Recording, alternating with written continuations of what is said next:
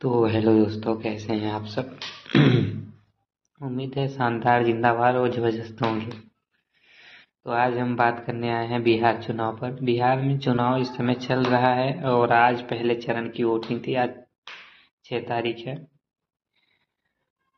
बिहार में पहले चरण की वोटिंग में कुल 121 सीटों पे मतदान हुआ है। जो मैं देखा मतदान परसेंटेज था वो था 65%, जो अच्छा है।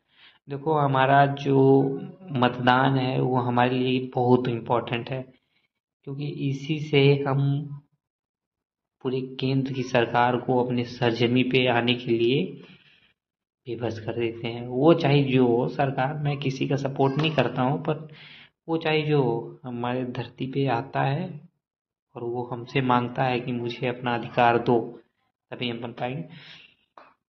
मगर कई जगह से ये सुनने को आया कि वहाँ मारपीट हुआ, ईवीएम खराब हो गई थी, चल नहीं रही थी। कई लोगों को, यहाँ तक कि दानापुर में कई लोगों को तो पोलिंग बूथ पर जाने के लिए प्रशासन खुद ही रोक रहा था।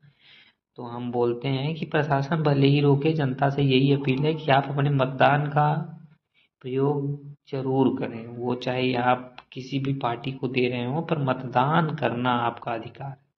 आप मतदान करिए, वो चाहे आप भाजपा को दे रहे हो, आरजेडी को दे रहे हो, रामविलास पासवान की पार्टी को दे रहे हो, चाहे ही जिसको दे रहे हो, या नीतीश कुमार को दे रहे हो, जिसको भी दे रहे हैं, पर आपका हक है कि आप मतदान करें। मतदान आपका हक है, इसलिए मैं बोल रहा हूँ कि मतदान कीजिए। और युवाओं को एक बात और हम बता दें कि देखिए, अगर हम किसी को चुन रहे हैं तो सोच समझ के चुने, क्योंकि हमारे भविष्य का सवाल है ये।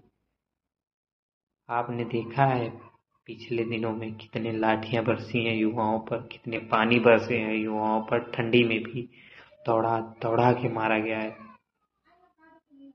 तो इस चीज को आप ध्यान में रखते हुए वोट दें, वो चाहे जिसको दें, मुझे फर्क नहीं पड़ता है कि आप किसको दे रहे हैं किसको नहीं।